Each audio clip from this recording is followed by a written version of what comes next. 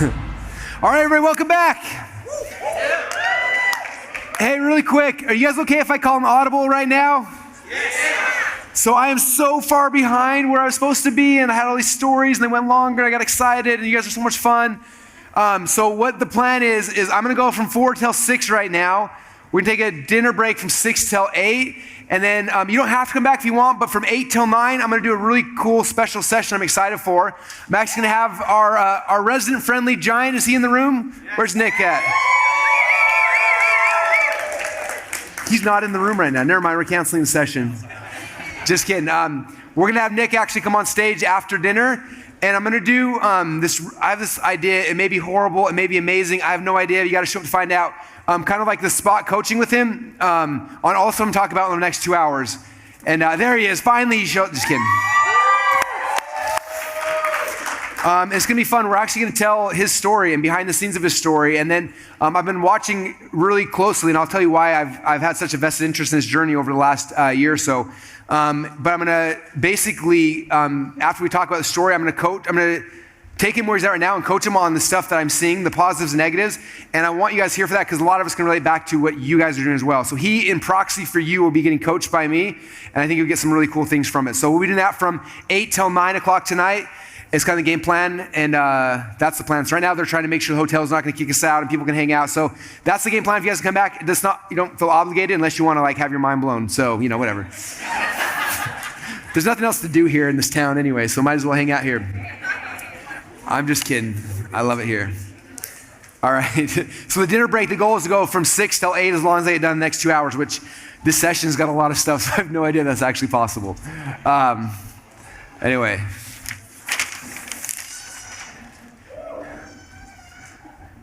My baby's crying. I love that sound. All right, so we're moving into session number 3. I'm supposed to be on session 5 right now, I think, so that's how far behind we are. Session number 3, I'm gonna start talking about distribution. We talked about it a little bit with understanding your lists and things like that, but I wanna start going even deeper into this concept because everything we're doing is gonna start building on everything we covered earlier today, right? So every step gets a little step deeper and deeper into the pool, and tomorrow by the end of the day, we're gonna get like super deep. Who wants to get in the deep end of the pool? So like Dream 100 is like Internet Marketing 101. We're gonna get to like the second phase of Dream 100, which we internally call the Syndicate, which is like 3 or 401, and we're talking about tomorrow night. It's gonna be so much fun. I've never talked about this stuff before because there's never been an audience I could like share it with. I'd be talking about it and everyone's like, what are you talking about? But now we can all hang out on the same level. So tomorrow night it's gonna keep getting deeper and everything's stacking and layering upon itself. So hope you guys understand that. All right, so the first thing I want you to understand in distribution, I'm gonna show a really quick video clip. I want to share with you guys first, so it'll kind of set up what I want to talk about. I showed this to you guys at Funnel Hacking Live as well, but, and some of you guys know I'm not the biggest Gary Vee fan anymore because he's kind of a jerk. I don't know. Did I say that? I did. I'm sorry. No, he's a smart guy. Operation Barry Gary is in full effect. There will be a time in the near future for every Gary Vee video you will see 1,200 of Russells. It's going to be amazing. Now just kidding. Anyway. All right, we should start the session over. Anyway, no, I do respect Gary. Of the things he's said, this is probably one of the best, and it's powerful, and it'll set up everything we're talking about right now. So I'm going to show you guys this clip really quick, and then we'll come and dive back into it. So here we go. I think this is the television in 1965. I know a lot of you are like, whatever, just really pay attention to this because this might be one of the better things I say. This is the television in 1965, and the TVs, they're the radio, right? So and if you go and study, so what I do well for somebody who's a student, the one thing I do study is history, because history loves to repeat its fucking self, right? And so if you go look at the brands, the beer brands that were romantic about staying on the radio because that's how they did it, and didn't shift to television, while things like Miller Lite that nobody's ever heard of went TV only and became the brands. If you look at TV 1965, that's what I think this is. And I think YouTube, Instagram, and Facebook are ABC, NBC, and CBS. So do I think, and then I think within it, is MASH and Happy Days. Got it? So that's the system. So do I think over time, ESPN comes around and HBO comes? I do. There will be more channels built on this platform and there'll be more competition. That's what's happening. And so what you need to do is, for your business, figure out the channels where you could be the star of that network. All right, let's give Gary Vee a huge round of applause. Okay, so I'm gonna kind of diagram this out for you guys. So, because if you can understand the distribution channels, this game becomes really fun, right? So if you look at this, what Gary said is that the TV, there's your TV, 3 channels, is the cell phone of today, right? And then if you look at this one level deeper, here's the TV again. Over here on the channels, these are ABC, CBS, and NBC. There's your things. This is the equivalent to the apps over here, right? Now, before I show the next level, I want to tell you guys a really fascinating story. So I met Tony Robbins initially over 10 years ago, and I met him, it was probably 2009. Anyway, it was a time when like everything was shifting and changing, right? And his business started struggling because he had focused solely on like TV at the time. And I remember my very first meeting with him, we were sitting there, and he said, what's interesting, he said, if you look at my business, he said, when I came out and I became Tony Robbins, he's like, there were 3 channels on TV. There was ABC, CBS, and NBC. And he's like, if you flipped on any channel at night, my infomercial was on all of them. It wasn't hard. There were 3 channels. That's all I had to do. That's all I had to cover, right? How many of you guys remember watching Tony Robbins infomercials back then? Right? He was everywhere. And he was like, that's why he's still to this day is one of the most recognizable faces of all time, because he was everywhere. Like you couldn't go anywhere without seeing Tony's face, right? And so that was what was happening. Now what happened is for him, it went from 3 channels, all of a sudden like this pesky thing, Fox came out, and then other ones came out, and then all of a sudden cable came out, and media got splintered across like 10,000 cable channels, right? And so Tony told me, he's like, I was trying to go on and buy ads on this channel, like for whatever reason, this one didn't convert, and this one, like before they all kind of worked because they're like everyone was grouped together and the numbers made sense, but now it didn't work on this channel, and this channel, and this channel, and this one got too expensive, and all these things, and like all of a sudden everything started shifting. And so when I came and met Tony, like that's the phase he was in. He was like, we're struggling, like everything's happening, no longer are we able to be profitable. And that's when he started learning about us internet nerds and the internet stuff. And if you look at the last 10 years, Tony went from that phase to now they're just crushing it and killing it, right? But it was because of this that he had to make the shift, because that was all that was happening. And so what Gary said that's fascinating, if you look at that right now, is that for all of us, right? It's understanding like that's the TV, this is our phone, this is the chance. These apps are channels. And you go down here, inside the app, you click on it, and then there's your show. Here's your platform to be on the stage. There's someone on stage, okay? So that's kind of, this is the thing that's happened. And like he said, and in fact, you're seeing it now, but for most of you guys on your phones, right? In fact, I have, on iPhones, you can like group things together.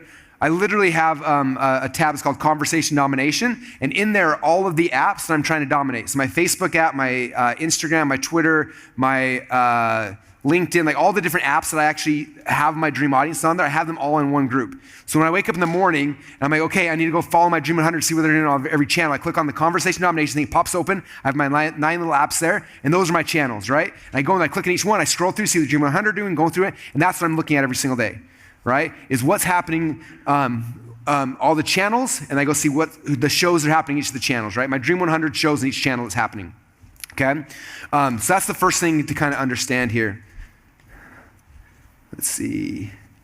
All right, now, what I want to pitch you guys all on right now, and some of you guys are going to fight me on this because you're like, oh, Russell, I want to drive traffic. I don't want to like have my own show. I want to pitch you on one of the most important things you guys could all do in your business right now is to actually focus on starting your own show. And some of you are thinking, well, Russell, if I start my own Facebook show or my own Instagram show or my own podcast, whatever, I don't own that traffic, right? I'm on somebody else's network. And the answer is yes, that's true. Okay, but regardless, it's still a really, really smart thing to do.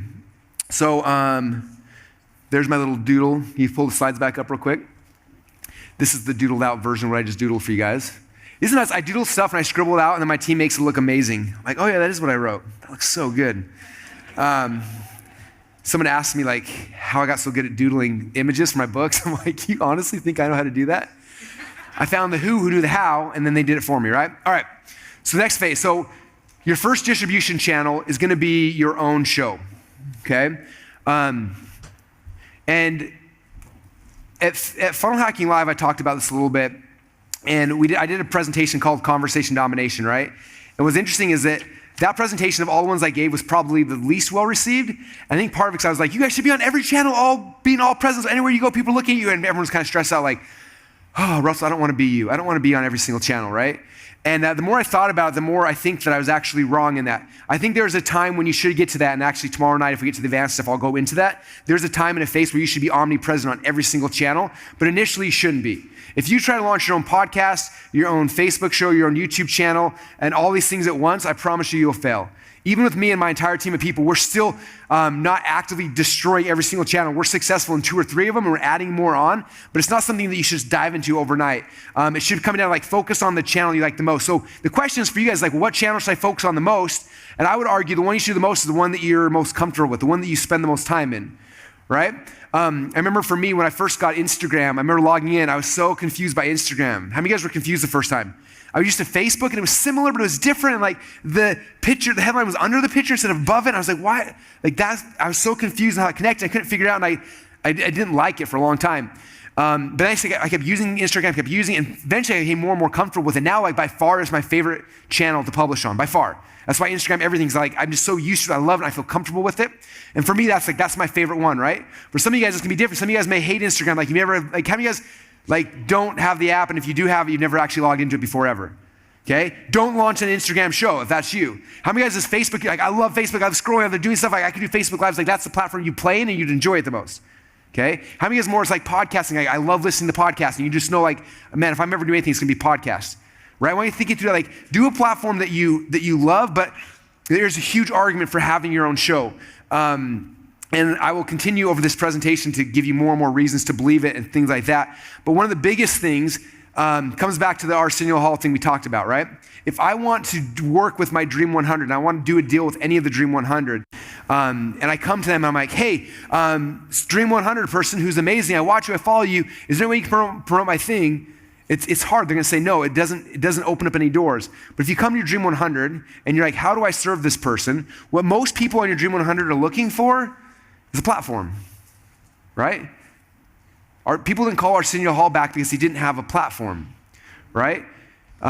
People take my calls now because I have a platform. I could call Tony and be like, hey, you're launching your new book, man. Do you want to be on the show? He'd be like, yes, because I know Russell's got a platform, okay? Regardless if we had a relationship or not, the platform is what makes people return your calls. Okay? So if you don't have your own show, it gets really, really difficult to do those kind of things. You don't have to do it. You can go and just buy ads all the time. But if you want to earn your way, and if you want to open up relationships, you want to do those other things, having your own show is the most important thing you can do. Okay? When we launched ClickFunnels, one of the rules we made is that as ClickFunnels, we weren't going to promote any outside companies or other products and things like that, right? And so we couldn't do it. So when Dave initially was going in, his job was to go find Dream 100s and get them to promote our stuff. Everyone's like, well, I can't, like, can you do something for me? And he's like, I can't do anything for you. Like, we can't promote your stuff. Russell's podcast is just him. Like, we didn't have anything we could leverage to like help, right?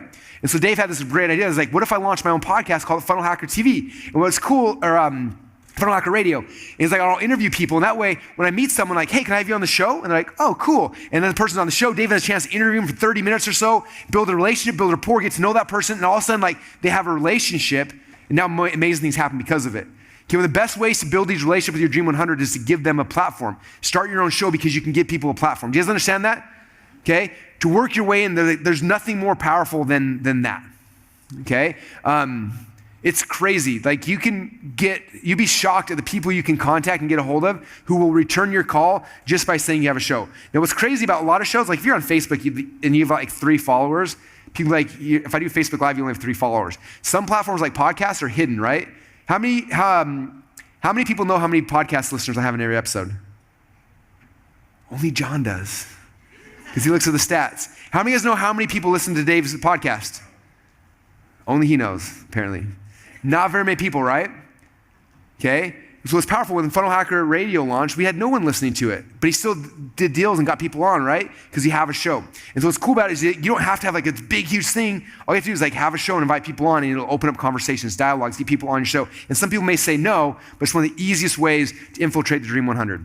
And you get to know them. And after you get one person on your show, it's so easy to be like, oh, so-and-so's on my show. Do you want to be on my show too? Like, oh, sure. And you start building your way into these networks and start getting to know people because you're providing value to them. You're giving them a platform to share their stories. Okay, so it's powerful. There's so many amazing benefits. Okay, but I do think that everybody should have a show as part of your traffic strategy because it opens up all the doors. Okay. All right, so what I want to do right now for the next little bit is I want to go a little expert secrets on you guys, if you're okay with that. Because I know what happens for some of you guys, as I say that, you have to have your own show, you have to start publishing. You're kind of freaking out right now, right? How many guys in your gut are just like, I'm gonna go walk out during the session, I don't really wanna do that? Okay, yes, one person that's honest, thank you. Okay, so the first time I talked about this was at Funnel Hacking Live number 2, and I was on stage, and when I told everybody, I said, look, if you wanna be successful in this business, you have to start publishing.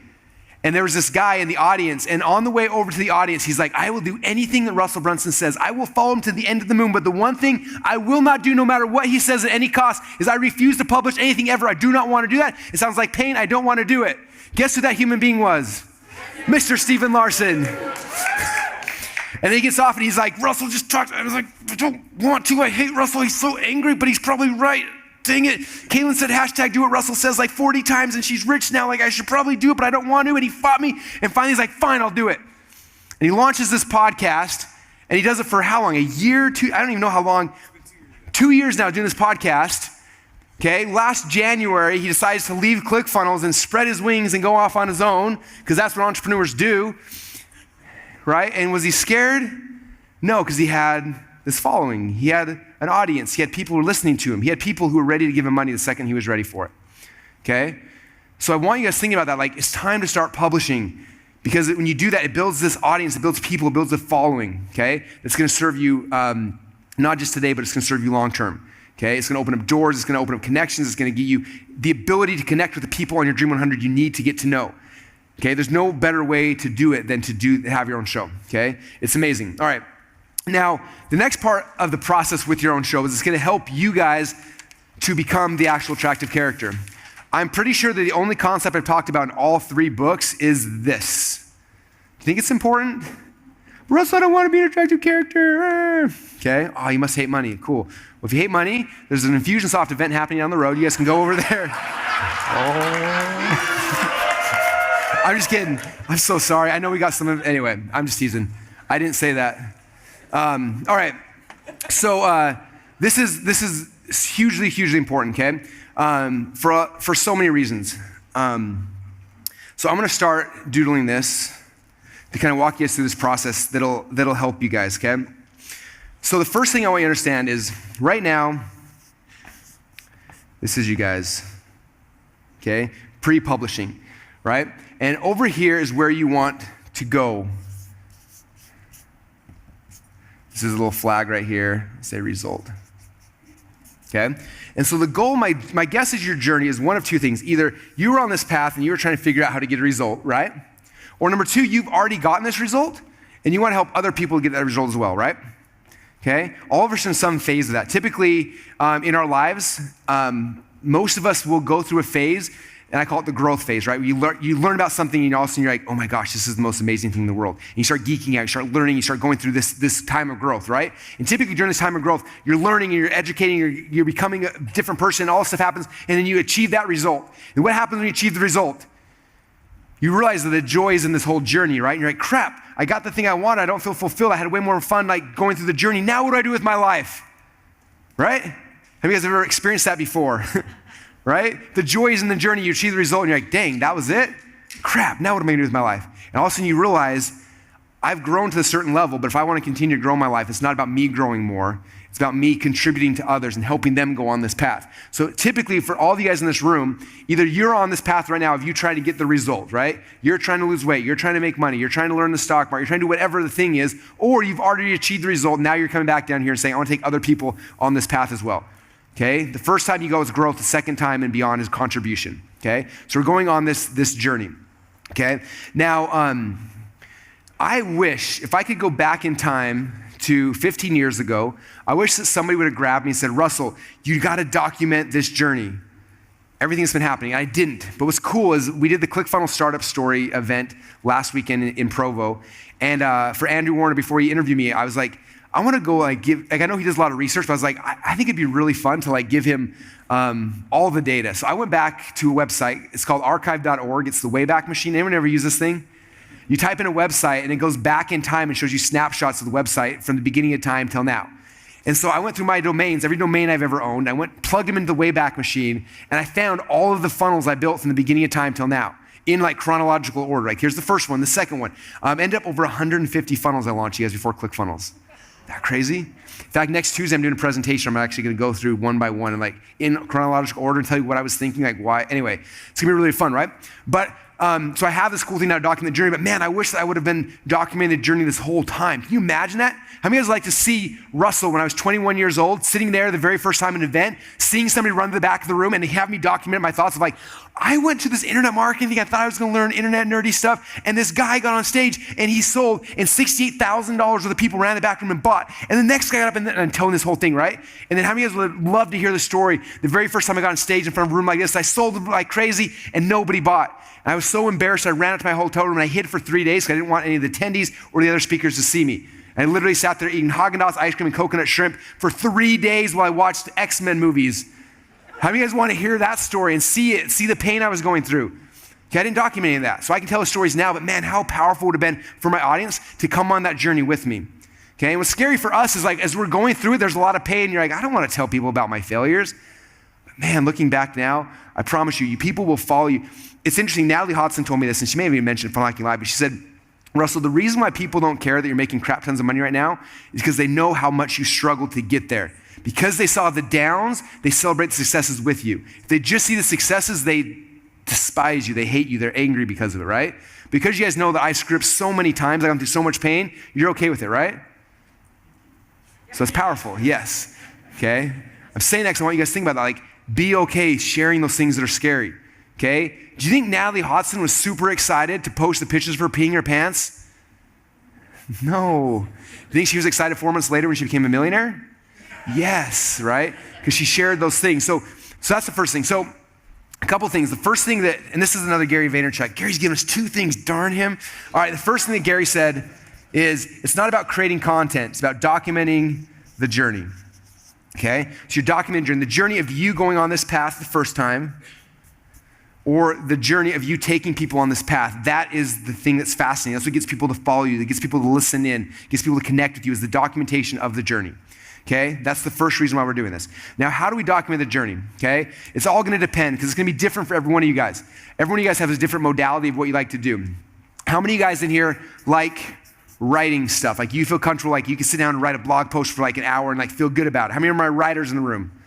All right, yeah. So for all of my writers in the room, you are gonna be launching a blog. As of today, I would recommend going to medium.com to launch your blog. Go on that platform and use it. It might be different in the future, but for right now, Medium is the best platform to launch your blog. Much better than starting your own WordPress blog somewhere else. Medium already has an audience, already has things. If you write good stuff, it'll get picked up, it'll get followed. You will get insane amounts of traffic. I have a friend right now that every time he posts an article to medium.com, gets 5,000 opt-ins. Opt-ins. Every time he writes a post. Okay? Like it's worth it. And if you start documenting this journey every single day for an entire year, you document the journey on a blog like that, I promise you, by the time you're done, all your financial fears will be gone. I told Stephen mentioned this the other day. How many of you guys are going through the One Funnel Away challenge right now? Yeah. I said something I didn't remember, and Stephen messaged me. He's like, dude, you just said the most amazing thing. I'm like, cool. What did I say? He's like, you said you've promised every single person in the challenge that if they documented every single day for an entire year, by the time the year was over, all their financial problems would be gone. I was like, I believe that, 100%. Okay? How many of you guys know ConvertKit? ConvertKit's, they're an email autoresponder. The founder lives in Boise. His name's Nathan. Nathan Barry, he actually is an amazing designer. I tried to hire him as a designer, and anyway, long story, wasn't able to do it. He launched ConvertKit, and he's grown this thing up. And what's interesting is that when Nathan first started learning about this stuff, he said, I'm gonna do a challenge. I'm gonna challenge myself, it's scary. I'm gonna blog every single day for an entire year, right? That's a big commitment. He's like, I'm just gonna do it for an entire year. And he started this thing, started documenting journey for an entire year. Every single day, woke up in the morning, did a blog post. Woke up in the morning, did a blog post. And after a year, he was financially free. Okay, there's something magic about that. You guys understanding, okay? So for those who are my writers, you need to start blogging. And I want you to commit to me to a year, publish every single day for a year. How many of you guys can commit to me to every single day for a year?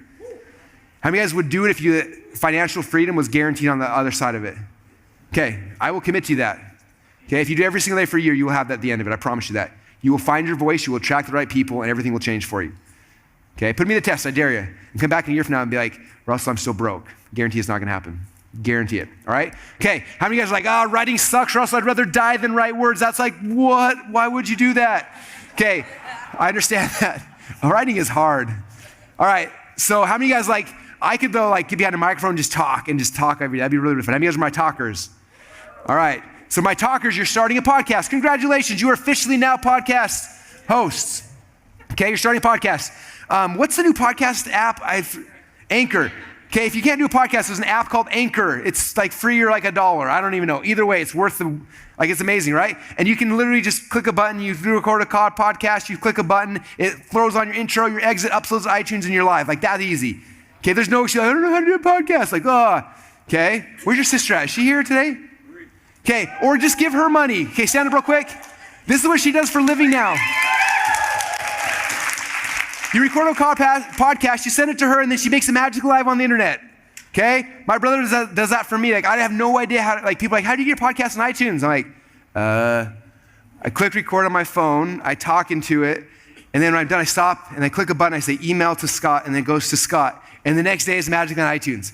They're like, well, what microphone do you use? I'm like, the one on my phone, the little line there, I just talk into it. Like, the sound quality's so good. I'm like, are you serious? I'm in my car every single time. You can hear the engine like, the sound quality's horrible. But I've been doing it consistently, man, 7 years now. Okay? But I had to find something I knew that I could do. When I started my podcast, I was like, I know that I'm not gonna write every single day. That's hard for me. I know that I'm not gonna do videos every day, but like every single day I get in the car and I drive to work. Okay, and so I'm gonna do something simple. I'm just gonna have my phone, I'm just gonna talk, because I know if it's gonna be an interview show, it's gonna be hard for me to get the mics and things and line up speakers, and it's just gonna be hard. I want something I know I can actually do every single day. Every day I'm in the car, I'm just gonna do it in the car. So those who've been following for a long time, it used to be called marketing in your car. It was just me driving to the office, talking about whatever. And it was like, it's funny looking back on it now. Poor Julie had it, when she first started working with us, she listened to all 600 episodes in a weekend. And can you imagine that being in my brain for an entire weekend? That would be painful. Anyway, but it started right after our company collapsed. I laid off 80 people. I've shrunk from a 20,000 square foot office to 2,000 square foot office. I was at the brink of bankruptcy. I was trying to figure out how not to go to jail and get shut down by the IRS and all sorts of things. And I was like, this is a good time to start a podcast. I'm gonna document my journey.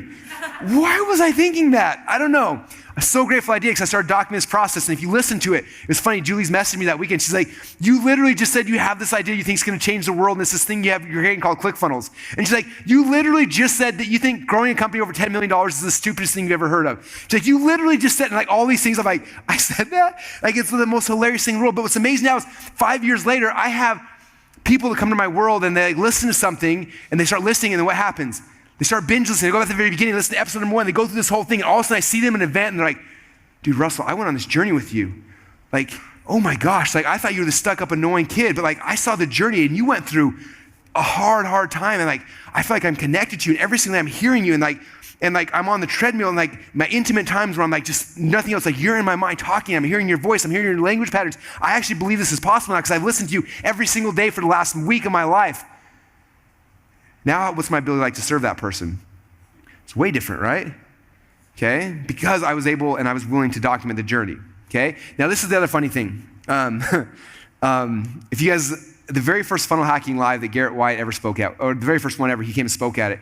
And I didn't find the clip for this, but it was so funny. I quote it in the Expert Seekers book. He was talking about this. He's like, when you first start, you're gonna suck. He said, but the good news is, as you continue to do this, eventually you'll suck less. And if you continue to, eventually you'll suck less so little, you'll actually become good. Okay? And it's true, first thing, when you guys first start publishing, you're gonna be horrible at it. But the good news is, nobody's actually listening to you at first. You're gonna be like, Russell, no one's listening. I'm like, that's the good thing. I have no followers. I'm like, perfect, that's the best time to start. You start with a whole bunch of people, it stresses you out, right? Start when no one's listening, then it's not that bad. This is the funniest thing. Steve and I were sitting there one day, and this is 400 episodes in or whatever, and he's talking, he's like, you know what's weird? He's like, the first 40, 45 episodes of your podcast, you were horrible. He's like, but somewhere around 45, 46, you started getting a rhythm, and then it got good, and then it got really good. I was like, man, I am so glad that I didn't stop, okay? In fact, what's fascinating is that I didn't even know how to check my podcast stats until after episode 400 or 500. I had no idea. And I'm so grateful I had no idea how many people were listening, because if I had known that no one was listening, I probably would have stopped. Isn't that scary?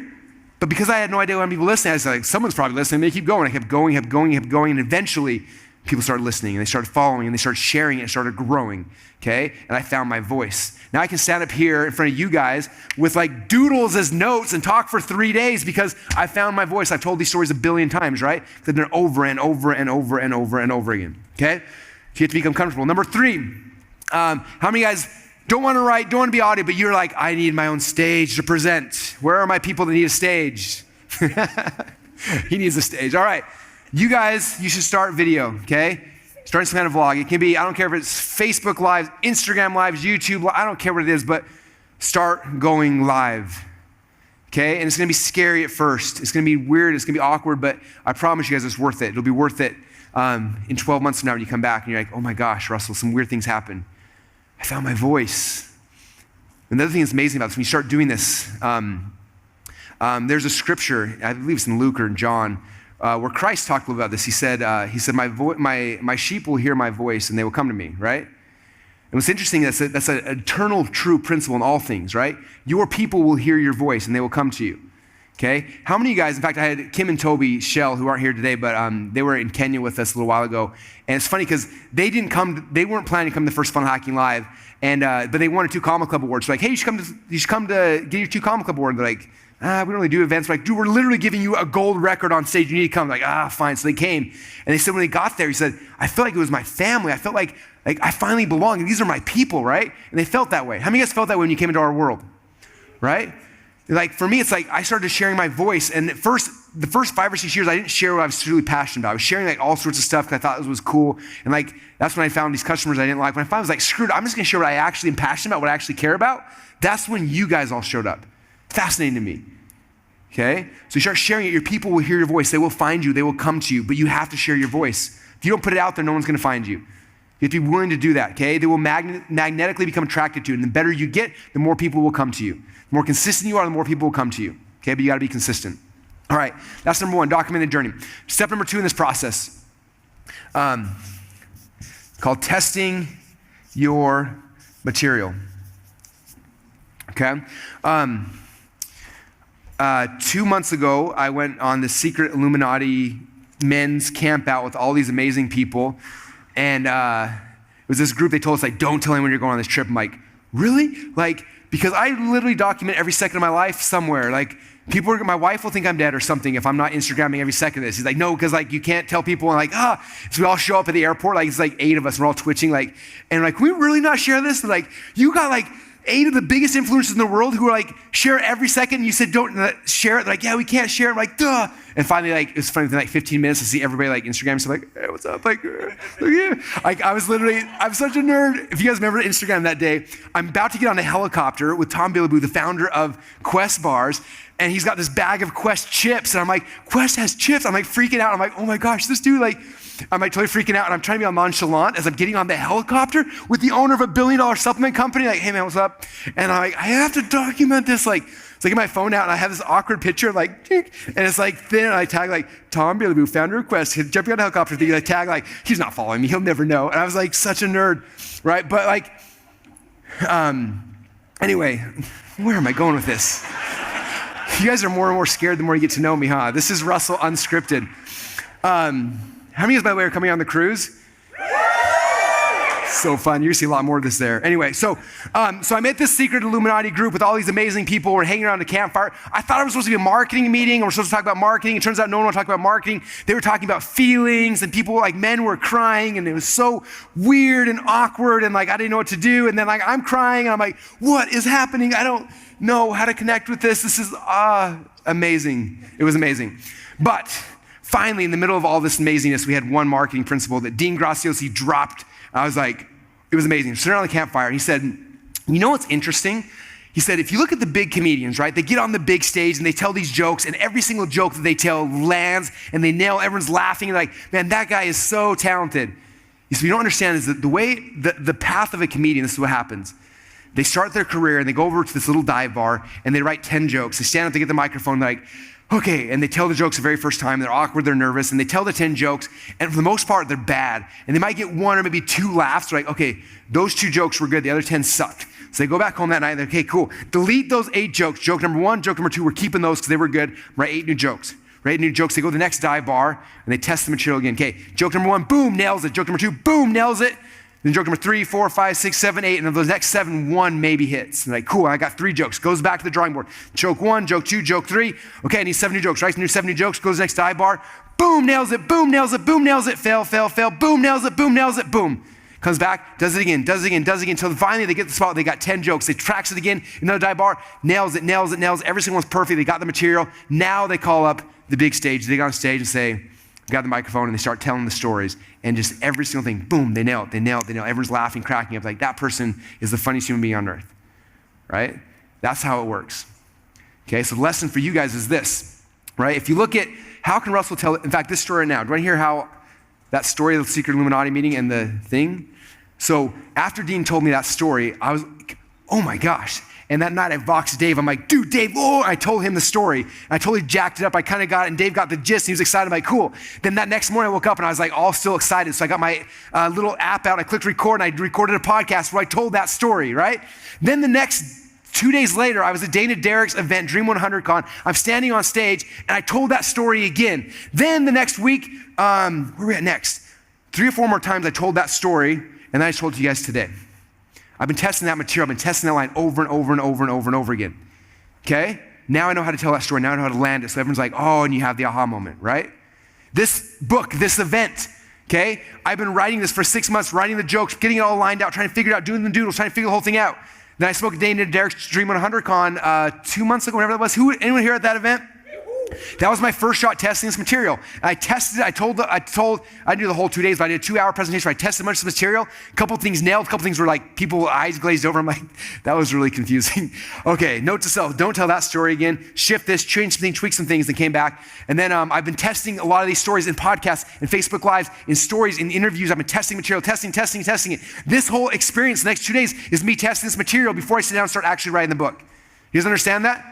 Testing material. If you think you're gonna stand up on stage the very first time, give a presentation and crush it, it's not gonna happen, okay? This documentation of your journey is your chance to start testing your material, to tell your stories, to figure it out. What do people responding to? What are they liking? What are they not liking? Did I tell it right? Did I land that joke right? Did I tell the story right? Or are they confused? Did it make sense? How do I simplify this? Okay? That's the process you have to learn in this journey to become who you need to be to serve the people you're trying to serve. Does that make sense? Okay, it's testing your material, okay? And you're testing it all the time, over and over again. How many of you guys have heard my potato gun story more than once? More than twice? 3 times, 4, 5, 6. Anyway, yeah, it's bad, right? Imagine me, I've heard it billions of times. I hate that story. I'm like, I gotta tell this story again. Okay, this is what's hard though. Your audience, you will get sick of your stories way before your audience does. They should understand. You're back, how am I going to tell you? I already told that story. To who? To the 8 people who were following you a year ago? Tell it again. No one's ever heard that story before. Tell it again. No one's ever heard that story. Even if they have heard it, the second time it might resonate different. The second time they might be in a different state in their life where it can actually affect them this time.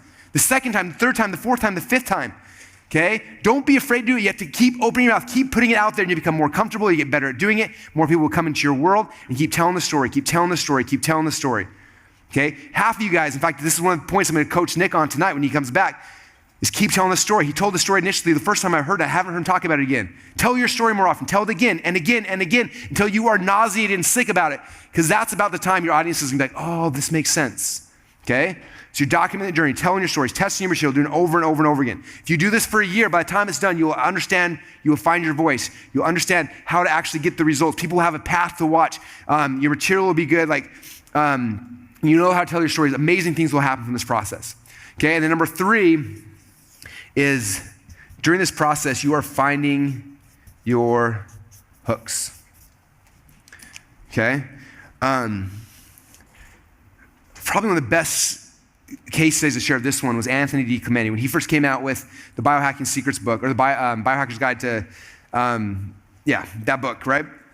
And John was running buying ads and was kind of doing okay, but not having a lot of success. And we're like, what do we do? And I said, okay, Anthony, what I want you to do is, this book has got like 5,000 biohacks in there. Every single day, pick a biohack, show it, and then tell people to buy your book. Just do a Facebook Live every single day. And I was like, do the weird stuff too, like the lasers in your nose and your ears and like the glowing rooms and all the weird stuff. The weirder, the better. So he's like, all right. And he said, how long do I need to do that? I said, every day until forever. He's like, you serious? I'm like, oh yeah, only if you want money though. If you don't want money, you can stop anytime you want. But if you want to change the world and make a lot of money, do it every single day until I tell you to stop. He's like, you're serious? I'm like, yeah. Like, I've been doing this 15 years now and I'm not stopped. Like, okay, as soon as you're bored and are tired of the impact and tired of the income, then you can stop. Until then, like, this is your job. This is your role. This is what you do for a living, right? So I said, okay, every single day. So he's like, okay. So the first one he gets on, he gets these like glasses that shine lights in your eyes and glow green. He's like, hey, I'm Anthony DiClemente, blah, blah, blah. And he's talking about this thing and like, you should get my book. This is a really cool biohack. Okay. Did it on his fan page. His fan page at the time had 3 fans, him, his mom, and me. All 3 of us saw it. Nobody bought the book. He's like, this isn't going to work. I'm like, do it again. Find your voice. Do the next one. So he did the next one. He did some other weird thing in a cryo sauna. Nothing happened. Did the next one. Did the next one. Did the next one. Day 1, day 2, day 3, day 4, day 5, day 6, day 7, all the way to day 11. I think it was day 11. He was sitting there in his kitchen. He's like, I don't want to do another stupid video for freaking Russell. Hashtag do what Russell says. Yeah, right. This is horrible, right? And then he's like, you know what? I'm just going to do something easy. I'm going to teach people how to biohack their vegetables. So he gets a pan out and he's like, hey, how to biohack your vegetables. He's like, literally what you do is you get butter, organic grass-fed butter, and you like put it in the pan, and then you put your vegetables and you cook it in grass-fed butter. That's how you biohack your vegetables. If you want more biohacks like this, go buy my book.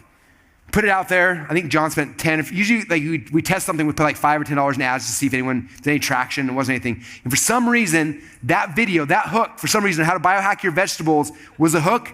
Then we threw that into the red ocean, right? Back here. We threw that hook into the red ocean. And for some reason, people grabbed onto it. And he targeted Dave Asprey's audience. He targeted other people, like targeted all the different people who might like that. And that video ended up getting over 1 million views, sold thousands and thousands of copies of his book, built his fan page. And he's like, this is amazing. He's like, can I stop doing videos now? I'm like, no, keep doing it. He did the next video and didn't work. Next video didn't work. Next video didn't work. Next video didn't work. Next one, boom, that one worked. 3 million views. Next video didn't work, didn't work, didn't work, didn't work. Boom, blew up again. What he was doing in this process, he's testing hooks. We have no idea what is going to get these people to, what's going to hook them, what's going to grab them, okay? And so what we do is we try to figure out, okay, instead of like testing a bunch of stuff, I'm going to make the perfect hook. We spend all the time designing it and choreographing and make it perfect, and we put all of our time and our energy, our effort in this thing, and then we throw it out into the market, and then nobody bites. Right, funnels are a scam. They don't work. I'm going back to my job, right? It's like, dude, you tested one hook. We have no idea, right? The success doesn't come from testing the perfect hook. The success comes from throwing thousands and thousands of hooks in the water and saying, what's going to work, what's going to work, what's going to work, what's going to work. Boom, that worked. Run with it. Test the next thing. Boom, boom. We're testing hooks, testing hooks, testing hooks. Okay? I'm testing hooks like crazy all the time, over and over and over, because I have no idea what's going to work. And the ones that work, then we run deep into them. Okay? So that's what Anthony's doing. That's what this whole process is for. Okay? Even if you have nothing to sell yet, I'm testing my hooks. Which ones do people respond to? Which ones do when I do an episode, I get people messaging like, oh my gosh, that was amazing. That's when I know the hook worked, right? I did this one episode on like why entrepreneurs suck at vacations. It was a podcast, right? Because I was about to go on vacation. I was angry. I'm like, I don't want to go on vacation. I want to like work. My wife doesn't understand because she thinks it's like this gift to me. I'm like, the gift would be for you to allow me to stay at home working. This doesn't make any sense. Like, this is a gift for you, not for me. But I have to go because I love her. Oh, and like I'm struggling, right? And so I'm in my car venting on the way to work. How many of you guys remember that episode? Oh, I'm glad she doesn't listen to my podcast. Anyway, so I'm venting about how entrepreneurs suck at vacations. Man, and then as I'm going on vacation, I'm flying, and everywhere that people can contact me is blowing up. Instagram, Facebook, all these places like, dude, oh my gosh, I feel the same way. I'm the same way. I'm like blowing up. I'm like, we hit it. Like I hit a nerve with that one. Like that was something that that was the right hook. They connected people. So then I'm in Hawaii. I'm like, hey, hon, do you mind if I make a video? Because I have to do something. I'm like freaking out. She's like, oh yeah, you can make a video. I'm like, sweet. So I'm like out there. Brent was there at the time. And I like having the pad. I'm writing out a whole script for this thing. And then we didn't have a teleprompter. We had nothing. So I had a piece of paper like stapled to a tree, and Brent's holding the thing. And I'm like pitching this thing, and I'm doing it. And I sent it to Kevin. He edits it, and we like make this video. We put it out there, and it was a good hook, and it blew up and did really good, right?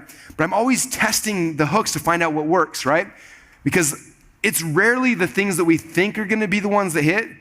Most times it's stuff that you like probably wouldn't do, or the things you're vulnerable with. Like, do you think Natalie Hodson was like, oh my gosh, I peed my pants. This is amazing. I'm going to make so much money. No, right? But she's like, I wonder, maybe let's throw out a hook. Oh my gosh, that was the one. Who knew? And that wasn't her first hook. She tried thing after thing after thing after thing after thing before. She tried a lot of things after they haven't hit as big, right? But you never know. It's just like it's consistently putting out hooks to find out what the market actually wants. Our biggest problem as entrepreneurs is that we have ideas for things, we become obsessed with them, and we try to shove it down the throat of our market, as opposed to finding out what the market actually wants. So I'm just throwing out hooks, trying to figure out what you guys want. As soon as you let me know, boom, I'm like, oh my gosh, this is like it's on. It's on like Donkey Kong, right? The 30-day challenge, that funnel I thought was gonna, how many of you saw the 30days.com challenge, the whole funnel?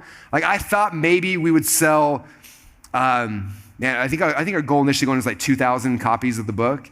We sold 7,500. That funneled $1.2 million on a free event with a $100 book ups. Like, it was insane. Like, that one worked, right? We have 7,500 people going through this challenge right now. Like, okay, we're just gonna do a lot more of that every single day for forever. I'll show you guys our value ladder tomorrow, but it's shifted. Like, that is now the focal point of all of our value ladder. Everything we're doing now is based on that because that hook worked, right? Now we know, like, okay, let's go deep as we can possibly go, right? So when you're finding a hook, then you're going with it.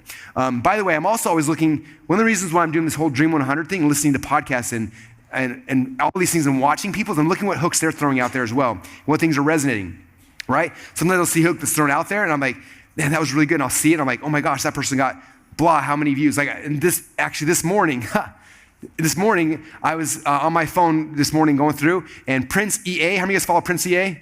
Amazing dude, and he had this video that he just launched, and it was talking about Jim Carrey like a week or two ago in the news, was doing this crazy stuff, and anyway, he does this video. It was like Jim Carrey is going crazy, and him saying like, Jim's not crazy, this is why, and there's this thing, and I was like, oh my gosh, and this whole like side-by-side video of the event happening right now, and him talking about it. I think the video's got like, I don't know, 20 or 30 million views at this, like, it's crazy, right? I'm like, oh my gosh, okay, he's not my direct market, but like, could I somehow tell a story about Jim Carrey? Because apparently that hook just worked right now. Maybe I could make something based on that as well, right?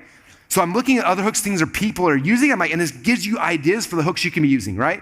All of us and all these different platforms are throwing out hooks. Every podcast episode, there's a hook someone's throwing out there trying to grab somebody. So I'm looking at those and listening, like, which ones did I want to click on? Which ones I didn't want to click on? Which emails did I click on to read? One of the most fascinating things you can do is go back to your email history and just look through it and look at what emails you opened, and then stop and be like, why did I open on that? What was the hook that got me to open? What'd that subject line say?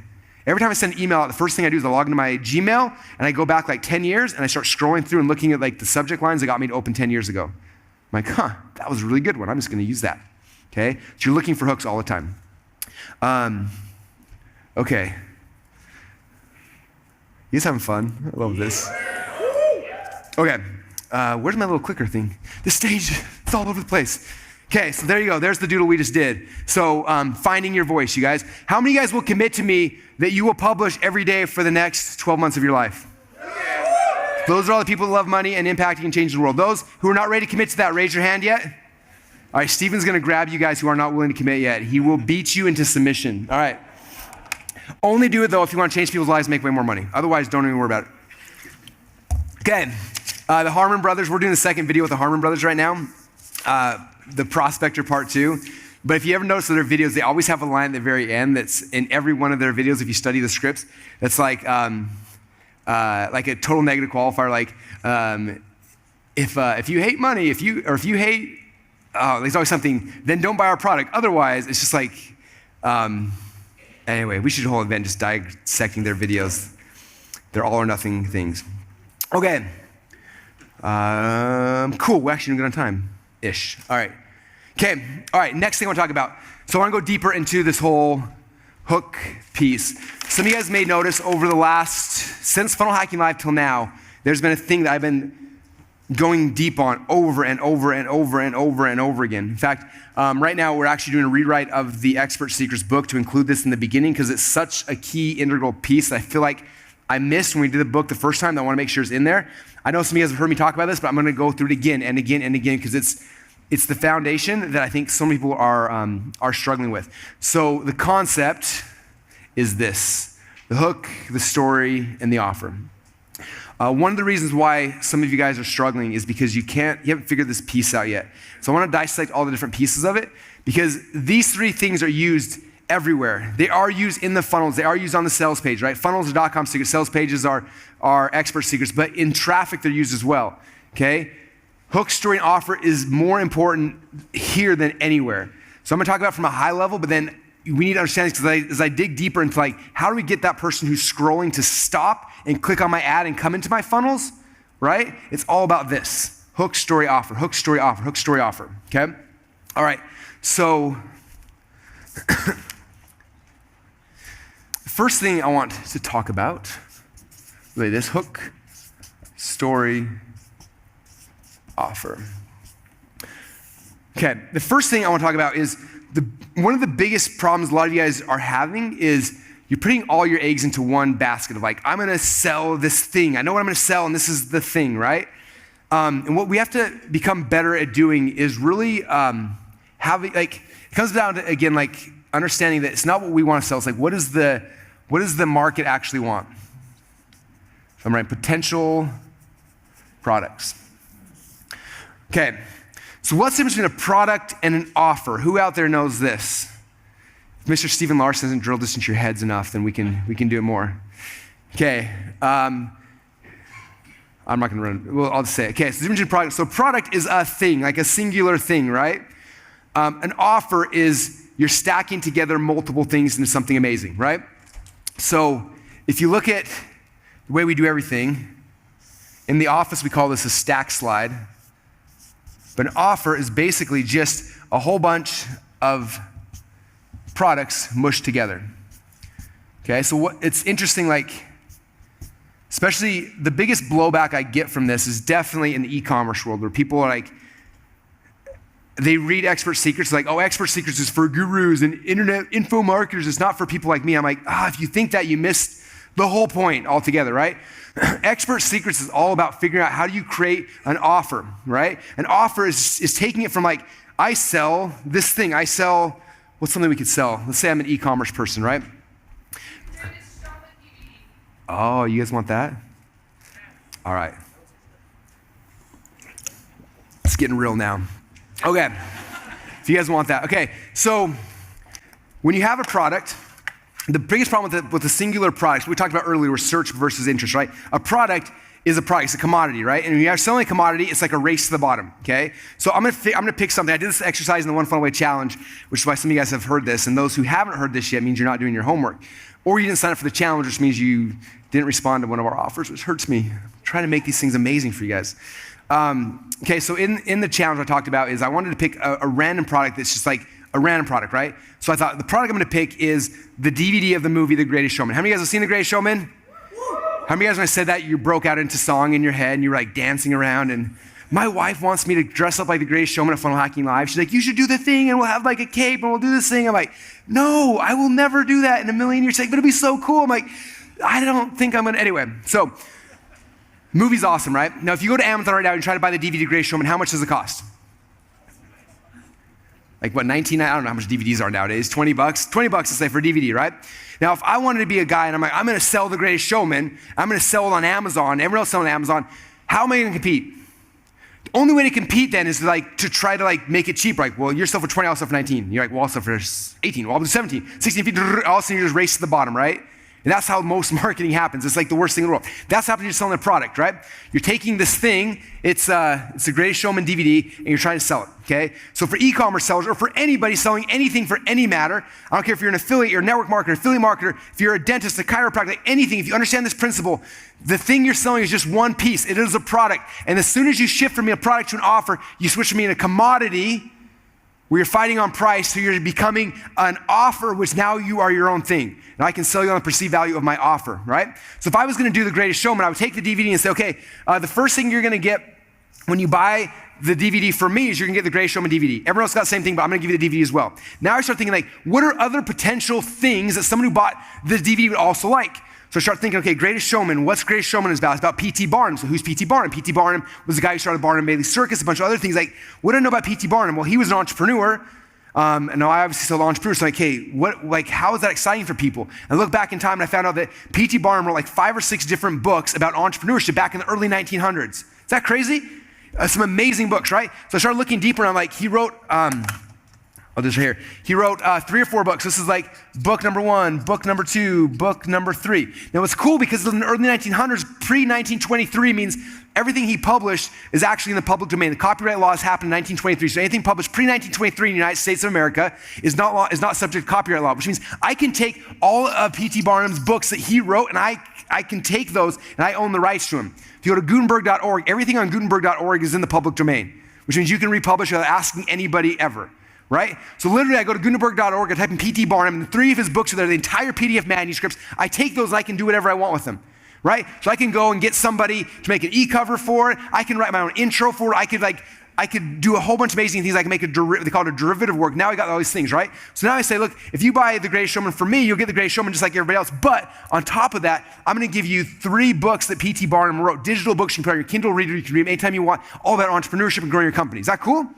Then I'm like, cool, now what else can I find out about P.T. Barnum? I'm like, okay, let me think. Let me go to YouTube and search P.T. Barnum. I searched YouTube for P.T. Barnum. What I found is like 5 or 6 amazing videos of people talking about P.T. Barnum, telling his life story, telling his history, talking about what he did and how he did and why he did. I'm like, oh my gosh, that's like amazing. These are potential products that are listed in YouTube. So I got the YouTube videos about P.T. Barnum. And I'm like, I wonder if anyone else has talked about P.T. Barnum, other cool stuff. I searched iTunes, I found out there's 5 different podcasts, people who went deep into P.T. Barnum's story. And they're fascinating interviews from people talking about P.T. Barnum. So like, cool, I have these podcasts over here of P.T. Barnum, people talking about P.T. Barnum.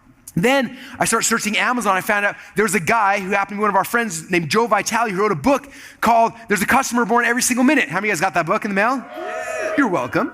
So I call up Joe Vitale. I'm like, dude, you wrote a book on P.T. Barnum. The movie's huge right now. He's like, I know. I'm like, oh my gosh, like, can I get a copy of the book? I want to like bundle that book in. He's like, sure, you can buy it. Here's my publisher. Get the number. So I call the publisher up. I buy a whole bunch of copies. Now I have a copy of the book, Customer Born Every Single Minute. So when you buy the DVD from me, you get the DVD, plus you get the 3 books, plus you can get the secret vault of YouTube videos with all my favorite videos of people talking about P.T. Barnum, plus secret vault of podcast interviews, plus one of my friends who's the #1 foremost expert on P.T. Barnum wrote an entire book on that. I'll also give you the P.T. Barnum book as well. And I'm like, hey, Joe, a couple other questions. Do you have anything else amazing about P.T. Barnum? Obviously, you did a lot of work when you were studying him. And Joe's like, oh yeah, I actually have this other like PDF I wrote. It's like 30 pages called the 10 Circles of Power. If you want, you can have the rights to the PDF as well and do whatever you want with it.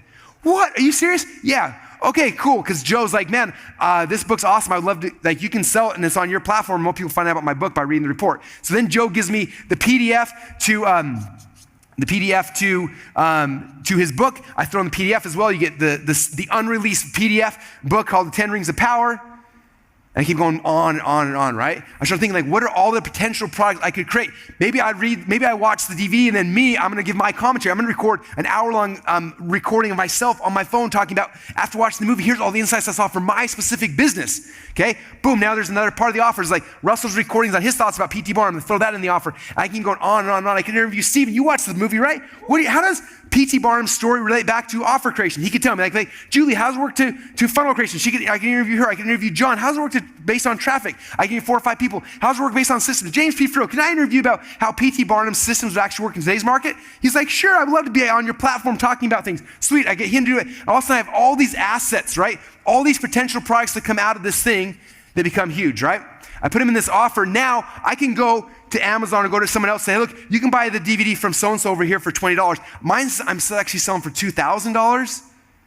But when you buy it from me, you also get this and this and this and this and this and this and this. And because I'm no longer a commodity, some of you guys will give me $2,000 for that offer. Am I right? Okay? Because it's no longer a commodity. I'm able to turn it into an offer, and now I can sell it based on perceived value because I'm the only person that has these other things, right? Nobody else, I'm the only person who can make this offer. So when I break it from a product to an offer, it breaks the bands of being a commodity. Now it becomes something that's unique to me. Only I have it. I'm the only person that has this. You can buy the DVD, like that's a little piece of it in other places, but I'm the only person that has the Greatest Showman offer for entrepreneurs, the bundle, right? And so that's what we're talking about here with offers, right? So you see this on the PowerPoint slides in a perfect webinar. It's like, there it is. It's the offer stack, right? And so what I want you guys doing for yourselves, and you should God, I wish I could spend 6 months just doing the exercise with you guys, but if I was to come to your office right now and you're struggling, I'd be like, okay, what are you selling? And you'd be like, oh, I'm selling this. I'm like, okay, that's a thing. Make one bullet point. That's why you're not making money yet. You've got a thing. Like, what else do your people want? How can you serve them at a higher level? What are the other things? Let's start thinking outside the box, okay? Who could you interview that could provide more value to people? What could you find? What could you create? Like, what are the other things? In fact, man, this is the first time I almost bankrupted my company. Yeah, that's embarrassing. Anyway, first time, everything's collapsing. We're about to be completely broke. And I'm like, screwed. I have no idea what to do. I'm like, nothing we're selling is working anymore. No one wants anything. I have a little list of customers. Like, what do we do? I call a bunch of my friends. We end up in my office. And I sat in front of a whiteboard. I said, okay, what could we actually sell? And we brainstormed for hours. Like, what if we did this? And what if we did this? And how else could we serve them? What else do they want? What else do they need? And we just kept making a list of all this stuff. And eventually, this huge list of all these things we potentially could sell. And I'm like, okay, well, some of these things are crazy. Like, we got ridiculous. Like, you could fly to Russell's house and he'll massage you while you read his book and stuff like that. And like, no one wants that, right? So when I come back later, I'm like, okay, we're not gonna do that one or that one, but oh my gosh, like this one's actually amazing. And like, let's make that part of it. And then let's take this and that'll be part of the offer. Then this and this, let's start breaking down these parts of the offer, okay? I'm gonna be using this board of offers throughout today, okay? Because if you want tomorrow as well. Because if you think about it, like all I'm doing, I'll give you a quick sneak peek for tomorrow. But basically, when I have an ad, on an ad, there's three things that are important: my hook, my story, and my offer, right? I have an ad, I got to hook them, they tell a story, and then they click the offers, like click on this button to get whatever, right? And then they go somewhere. Then they hit a landing page. And on the landing page, I have to do a hook, a story, and offer. So I'm like, hey, so maybe I like click here, and I'm going to give you this thing. So they click on the button, they go to the page where I give them this thing. It's like, give me your email address, I'll email it to you. Give me your email address, I give them that, boom. Then it comes the next page, it's like, cool, now you've got this. I made a special offer, which is these 5 things. Give me money and I'll give you this part. And so then boom, I give them that. And then the next page, the upsell is like, give me money and I'll give you this, this, and this, and this, right? So I'm taking this big vault of all the different potential products I have, and that's how I'm creating my offers. I'm pulling pieces out of them, I'm using things like that. Okay, I'll show you guys that more. We'll go deeper in tomorrow, but I just want you guys to see where we're going with this. Like, this is insanely important. Tonight in your hotel room, you should be like, what else can I sell them? What else can I sell them? What else? And just keep thinking of how you can create value for your people, and just keep building it, and keep building it, keep building it. We have our next launch, the 10X Secrets launch is coming out. I think we're 2 weeks away from that launch. And this is the question right now. Like, I know we have a 6-hour training of me teaching everybody how we did $3 million in 90 minutes. So I'm like, what else does people need? What else do they need? And we're going in the archives, like everything we ever created. I'm like, oh crap. We did 5 FAT events. At every single FAT event, I literally grabbed someone randomly from the audience, hook them up on stage, and I sat there with them, and I had them tell me their stories, and I had them sit down in the audience, and I pretended like I was them and pitched their product for them, and we recorded all of them. So I'm like, holy crap, luckily I documented the journey, because I have all this stuff that's been on the cutting room floor for the last year or two. I'm like, that's actually a really good part of the offer. Like, how many of you guys, after you watch my 6-hour training, would love to see me actually pitch 5 other people's products? One of them was a pregnant woman. I literally became a pregnant woman and pitched their product from stage. And you can watch the entire video of me, first off, asking her the questions I needed to create the webinar. And then I stood there and got in state as a pregnant woman, and I pitched the thing, and I sold the crap out of it. It was amazing, right? Who here wanted to buy that thing afterwards? Stephen was like, I'm all in. Yes, he was into it. Anyway, so that was like a part of the offer. And it's like, what else do I have? What are the other things that someone who bought this would be interested in? Like, what are the other things that are like on the cutting room floor, right? And that's what we're looking for. Or like, where did I learn pieces? Like, I learned the stack from Armin Moore. And what if I called Armin and like interviewed him on how he does a stack? Right? I learned trial closes from Ted Thomas. So if I called Ted Thomas and do an interview with him about how he did trial closes, and like find the people who actually taught me the pieces and make that all part of the offer. Now that becomes like this sexy, amazing thing where there's like, I can sell for whatever I want at this point, right? Because I built the value of the offer so high. Okay? But for a lot of you, as you're coming in, you've got like one shot at base. I got one product, let's go for it. And you're like, huh, and it's not working. It's like, dude, you got to test more stuff. You need more products, more things, because I can't create offers. It's just like testing hooks. I don't know what they're going to buy until I try a bunch of things. And so it's this creation of stuff, right? Okay, now a couple levels deeper I'm going here, right? So this is the offer part of it, right? We got offer. Now, for every single offer, if you come backwards to the story, there's multiple stories for every offer, right? It's not singular, okay? So there are different stories. I'm not going to go too deep in it tonight, but if you guys have read the Expert Secrets book, we talk about Epiphany Bridge stories, right? So there's a little Epiphany Bridge gap, right? And so there's multiple stories like this for each hook, right? So for example, if I come back to the Greatest Showman example, right? One story I could tell is like, hey, I took my kids to this movie called The Greatest Showman, and I didn't know what it was about. And as I got in there, I realized it's all about entrepreneurship. And I got all excited. I remember when the movie ended, I opened Wikipedia, and I was looking up P.T. Barnum. I looked it up, and I started seeing his life and all the stuff he did, and the things that I didn't even know about. And I started getting excited. I started researching, and I ended up finding these books he wrote. I found these other things, and it was amazing. I realized he was probably the country's, probably not the first, but probably the biggest entrepreneur of his time. Like, he's like the Elon Musk of the time. And I was like, man, what can I learn from that guy? And I started finding these books. I started reading them, these books that are unpublished that you can't even find anymore anywhere. I started reading them, and it was the most amazing thing in the world as I started realizing that, man, the way that he got the circus to be so big, can I use that same principles in my company myself? In fact, one of the fascinating things I found, have you guys read this part actually in the book? So good. So 2 days before P.T. Barnum died, he wrote his own obituary and published it to all the newspapers. And he was still alive. And they asked him, like, why did you publish your obituary? He's like, oh, I figured the death of a famous man like me might sell some more tickets to the circus. Like, what? Who does that? Isn't that amazing? Like, I love this guy. Like, he's cut from the same thread as me. Like, I love him, right? And because of that, I put together this really special offer because I want you guys to watch the DVD, but that's just scratching the surface. That's Hollywood's rendition. How do you guys know behind the scenes of what actually happened, what he did, what he believed, and how he can implement in our business? Because if you get started right now, you can get the DVD. Plus, I'm going to give you those $5. Second thing I'm going to do is I'm going to give you the video of me explaining to my kids how these things relate back to us as entrepreneurs. Plus, I found this guy who wrote this book, and I go through the offer, right? That's one story, okay? But there's other stories in the offer. I can tell another story. When I first got started online, I remember I bought this course from Mark Joyner. It's called his farewell package. He retired from the internet. And I bought this thing. There was like 20 CDs of him interviewing the top internet marketing people in the industry at the time. And CD number 2 was an interview with a guy named Joe Vitale. And Joe Vitale owns a site called MrFire.com. And I remember I listened to that interview.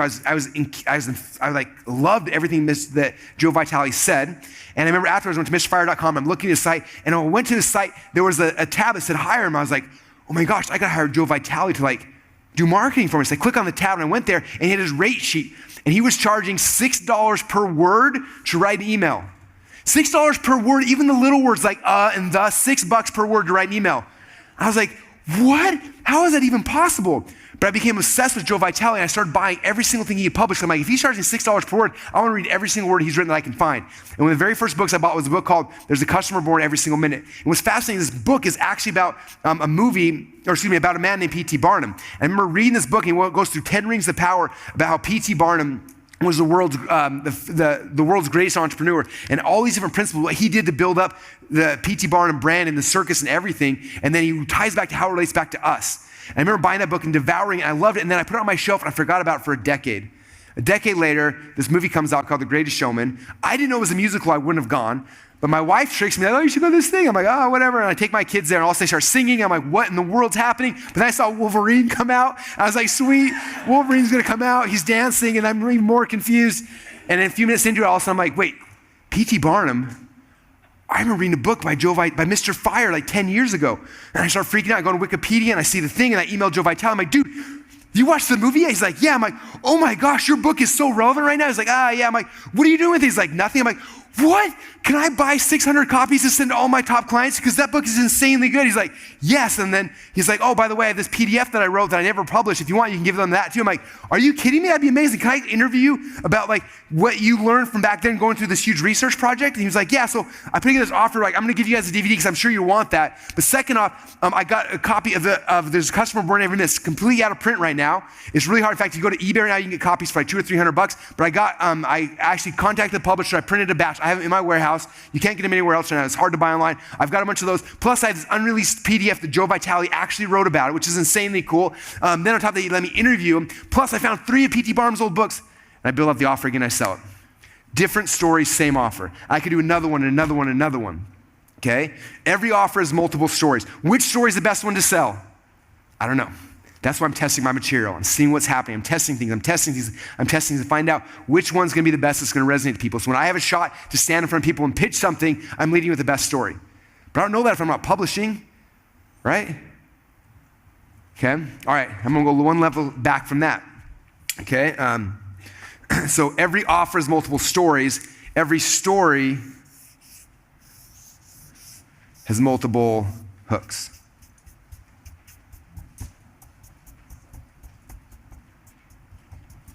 You see why it's important we're publishing a lot of crap? Which hook's the right hook? To get them the right story, to get them to want to buy the offer. Okay? I gotta be testing stuff. I'm trying a lot of things. Okay? It was fascinating when we did the video with the Harmon brothers, one of the very first things that they did, because it's a big production. It's $500,000 for them to make a video for you, right? That was back then. It's actually gone up since then. It's crazy. And so like we got one shot at making this thing go as big as we can, and you can't like launch a viral video and like, oh, hold on a second, like change out, try another one. Like you got one shot. So it was fascinating. We worked with them. The very first thing they did after we got everything done, they said, we want to test all these hooks before we launch a video. I'm like, how do you do that? And they're like, well, and what they did is a couple things. Number one, they said, there's a lot of different hooks in a thing, right? One hook is like the headline that's going to hook you, right? Another thing is the image. Another thing is the video. Like there's a lot of different hooks, right? And so what they did is they said, they actually opened a Google Doc with everyone on their team and our team and said, okay, everyone write your best headlines possible. We had like 40 people and they're all writing as many hooks as we could. Had tons of them in there, right? And then they went and wrote these ads that had that just had the hook of the headline on there, and they drove it to a landing page that said coming soon, and all these hooks, and they started running some traffic to it. They spent, I think, $5 to $10 for every single hook, putting them all through there, and within like a day or two, like these are the 3 headlines that converted the best out of all of those. Just sending it to like a dead page. But we invested like, what, $150, $200? We knew now from that, and then we got closer and closer, like this is the best headline of all the ones we tested.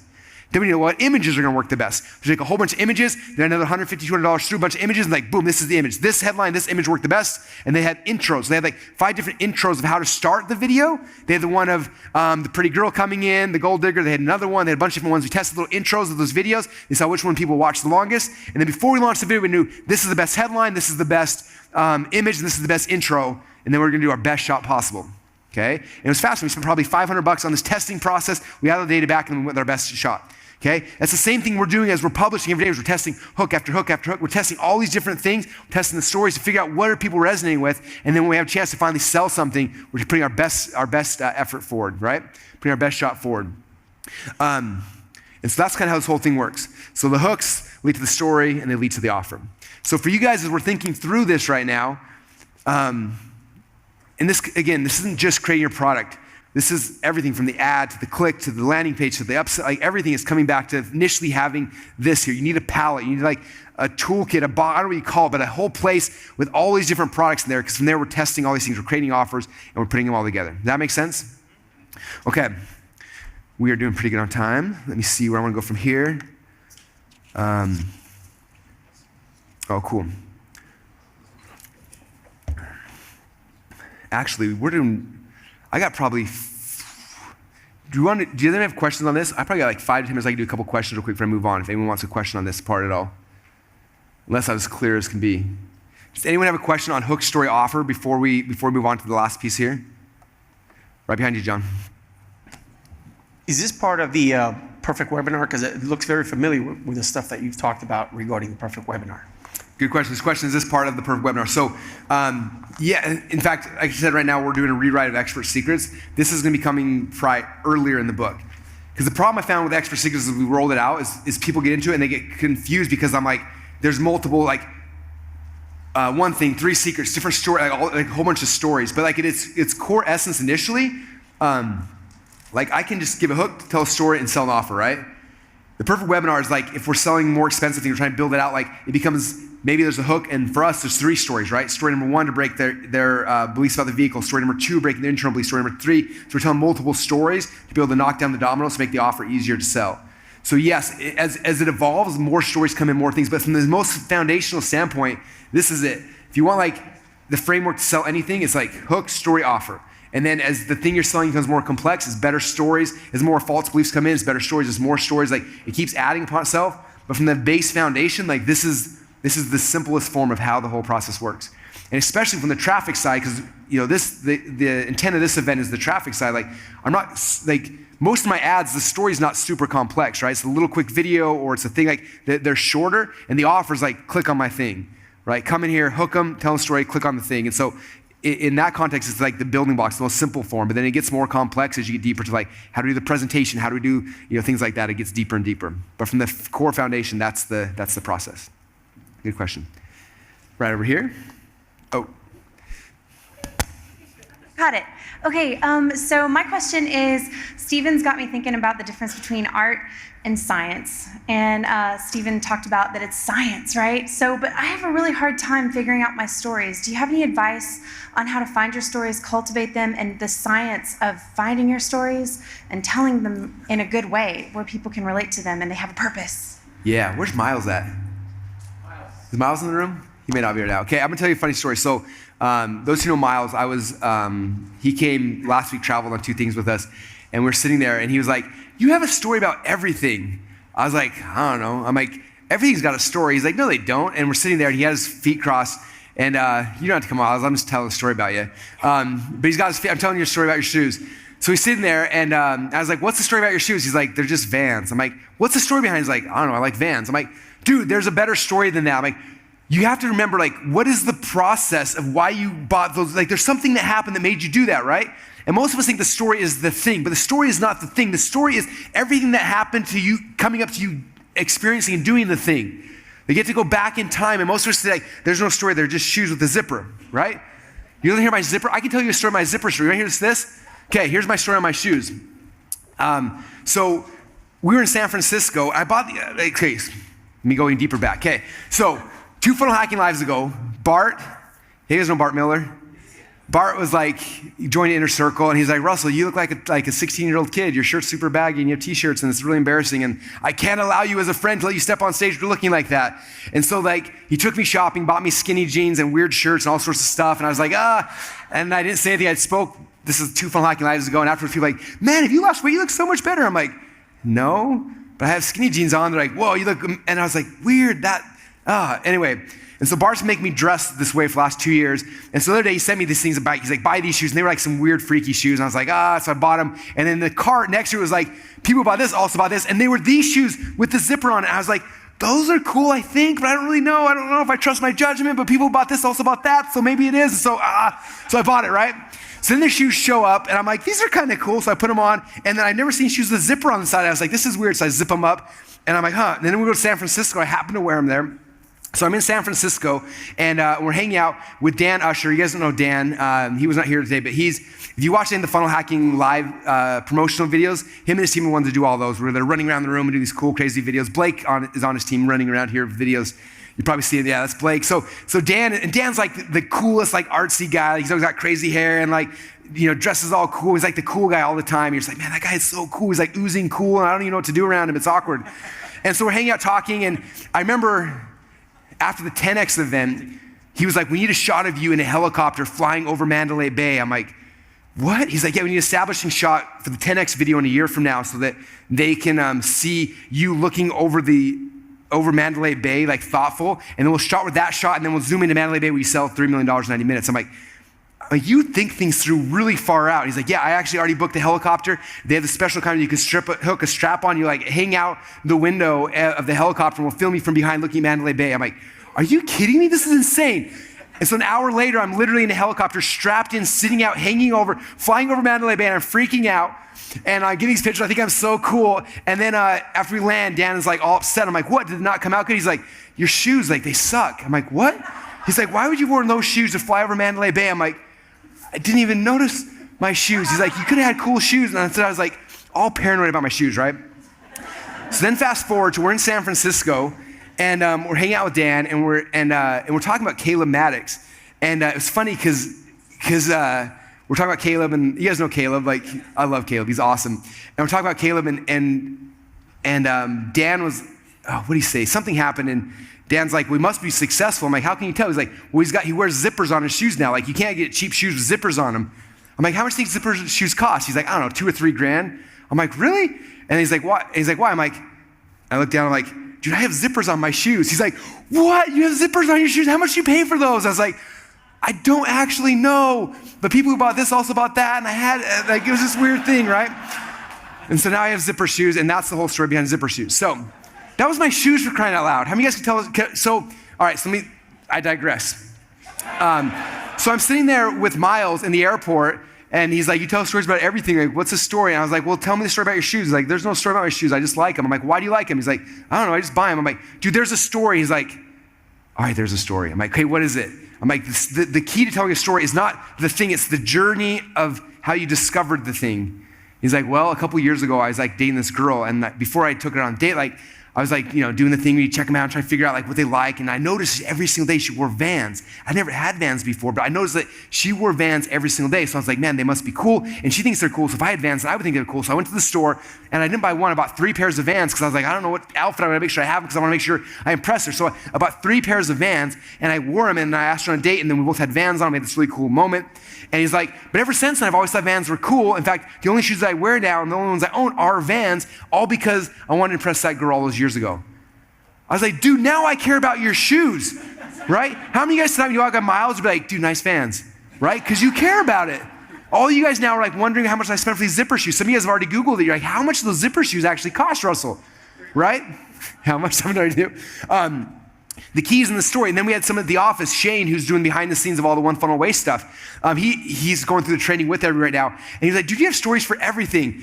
And then I was like, you do too, you just don't know how to tell them. He's like, no, I don't. I'm like, what's the story there? Because he has a fan hooked to his desk. It's really awkward and really loud, and we always tease him.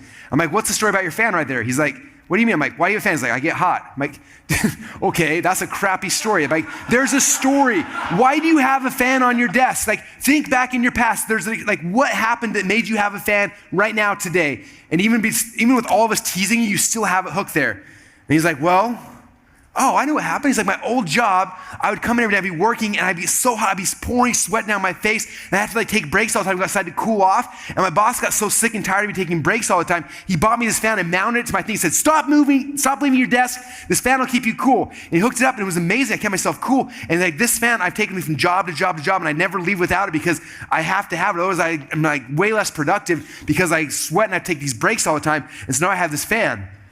I was like, dude, why didn't you tell us that day number one? We would have stopped teasing you. That's an amazing story. You should have a fan. Don't take breaks, right? It's amazing.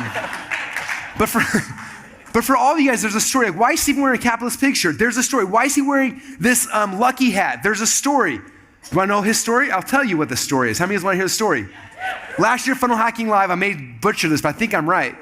Tony Robbins comes out on stage as a giant, and he's got a lucky hat on. He's bouncing around. And Stephen, like me, has a fat head. Am I right?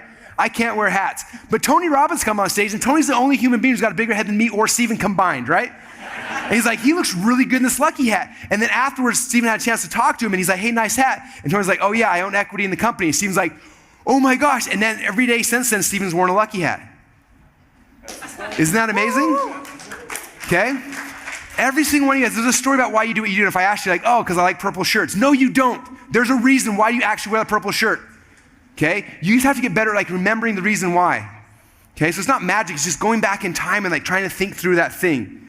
Okay? It's giving the report of like how you got to the spot. And that's the magic in telling stories. Is just remembering that. Because all of us are like, no one cares about my story. No one cares the fact my boss bought me a fan. No one cares that the girlfriend I was dating at the time liked Vans.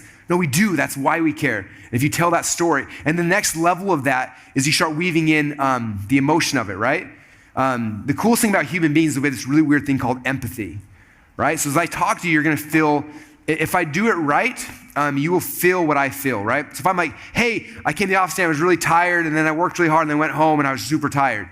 You're like, okay, why do I care? Or if I'm like, hey, so last night I came in because I'm working on these slides for this event, and I was really excited, and I was kind of stuck on this thing. I couldn't figure out this concept. I knew kind of what it was, but I can't figure it out. So I came in, and we're remodeling our office, so there's no desks and stuff. So I'm on the floor, sitting down, bent over, doodling on these pads for hours. I'm ripping them, I'm doodling them, ripping them, I'm doodling them. I'm having a good time with it, but man, like my back was just like I could feel the pain in my back, and it just hurt, and I got so much tension. I stand up, I had to like stretch, just get my back to hurt, but it hurt so bad, and like it was just painful. I'm sitting there, and I could stretch every 15, 20 minutes, and I sit back down, and I'd work again, I get going, but after a while, I could feel the pain. I would start on the top of my neck, and it would go down towards my feet, and to the point where it got so bad, I had to stop, and I stand up again, I have to stretch again, walk around, and then get back down, sit on the ground, and keep doing that. I could do that for the whole day. So now today, like my back is just like super, super stiff. It's really, really weird. How many of you guys right now is your back kind of like, you're like super conscious of your spine right now? Isn't that weird as humans? So we have to learn is like, as you're talking about the experience, you don't just say, I felt happy, I felt sad. You explain what you're feeling. If I explain like, man, my hands were sweating and like, it was really weird. Like they were red, but like they were cold. You know that feeling, the cold in the backside, but like, it was wet on this side, like warm and wet. It was just really weird feeling. And the more nervous I got, like the more wet it got. But my fingers were like blue and my knuckles were cold. I was just kind of freaking out. And like, how many of you guys are your hands sweating right now? Right? That's what happens with humans. Like we have empathy. So when I talk about experiences, your body will actually experience what I'm explaining. So I'm telling a story. I'm not just like, oh, I was sad. Oh, I was happy. If I was Miles telling this story, I would talk about like, man, I had butterflies in my stomach because it's the first time. And like, I want to ask her a date, but I was nervous. I was excited. And as I was going to the store, I was like, this is embarrassing. I'm even doing this. But I knew that like, if I had that connection point, it wouldn't be awkward the first time we talked, right? Because you know how awkward that is the first time. Like, if we both had Vans, maybe it'll make this easier. And as I'm telling the story, you guys are feeling the butterflies with me. You remember the first time you went on a date. Like all these things are happening subconsciously, and you're feeling what I'm feeling. Okay? So when I need to get you to have this epiphany, if I'm taking you on this journey and I'm using those kind of things and explaining how my body is feeling, your body will feel the same things, and you will actually be in the same state I was in when I had my epiphany. And if I do that, you're more likely to have the same epiphany I did. It's not guaranteed, but you're more likely to, if you're in the same state that I was in when I experienced that, you're more likely to experience it as well. Okay, so the story is all about state control. I'm trying to tell you a story that will engage you, that will change your state so you feel the way that I felt as I was experiencing it. And if I can do that, the likelihood is then you're gonna have the aha, the epiphany, the same one that I had if we're in that zone. Does that make sense? So those are the things I'm looking for, is figuring out the backstory, telling it. Don't be, and most of us are like, oh, no one wants to hear the story. No one wants to, forget about that. Like, tell the story and go deep into it. On your podcast, on your blog, whatever it is you're doing, whatever medium you picked, start practicing. This is what you should be practicing. Telling your story, doing the backstory, going through it. If you need a script, go to Expert Secrets. This is the Epiphany Bird script. We have the process, we have the questions. Just answer the questions, but go into it. Like, what's the backstory? What's the wall you hit? What's the pain? Just tell the process, but telling the story and actually talking about how you felt, which for us men is really, really difficult. In fact, I had this thing with Dave the other day.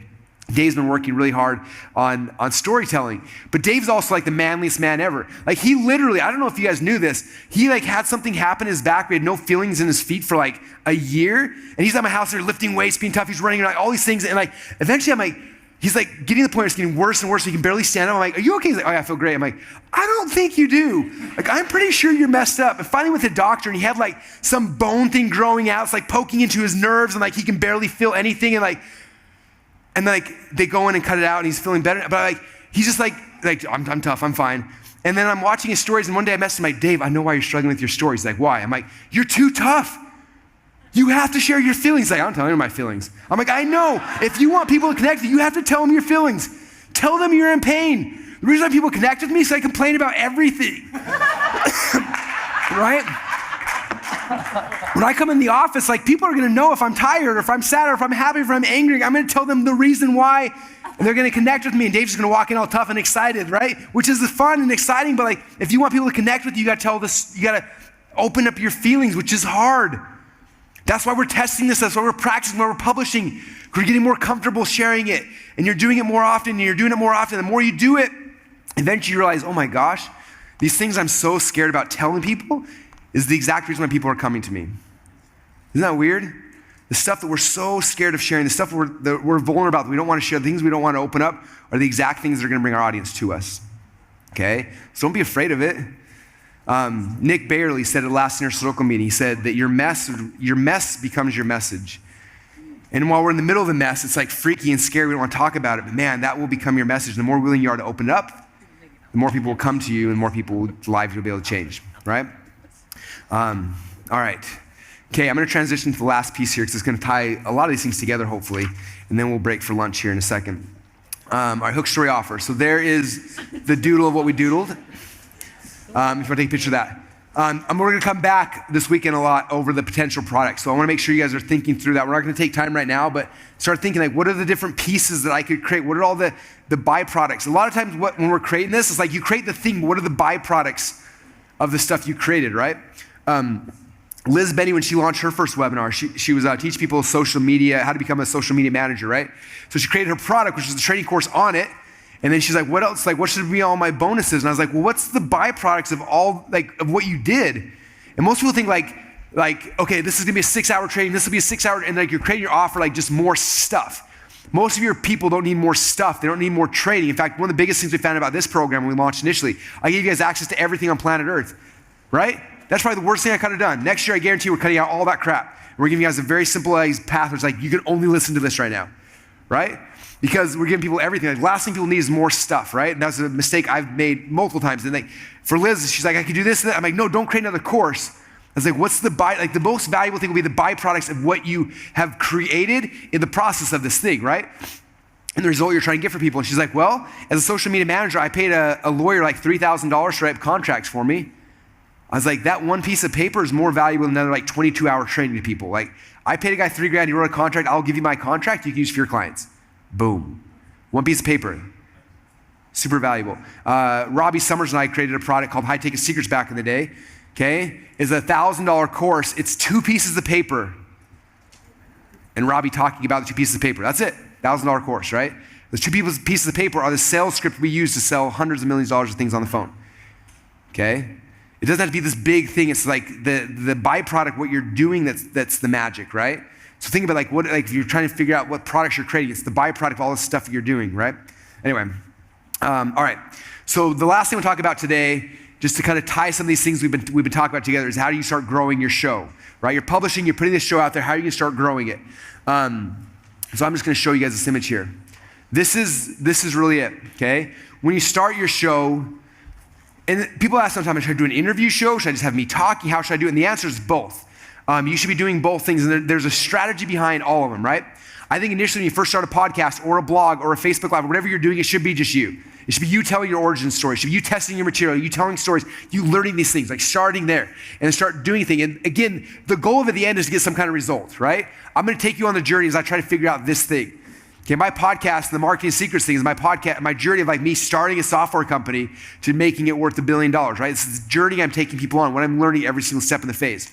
Okay, so whatever your result is, that's where you're taking people on this journey, and then you're telling your story, telling your stories, and then you're like, oh my gosh, here's my Dream 100. I want to build a relationship with that person. They can help serve my audience. They've got really good stuff that helps as well. Let me bring them on the show. Okay, now I build this connection point with them. I interview them, right? Now I have this piece. Now what a lot of people do is they interview someone on the show and they don't do anything with it afterwards. Like, cool, I got so-and-so to be on my show, and then they forget about it. Oh, I got so-and-so to be on my show, I forget about it.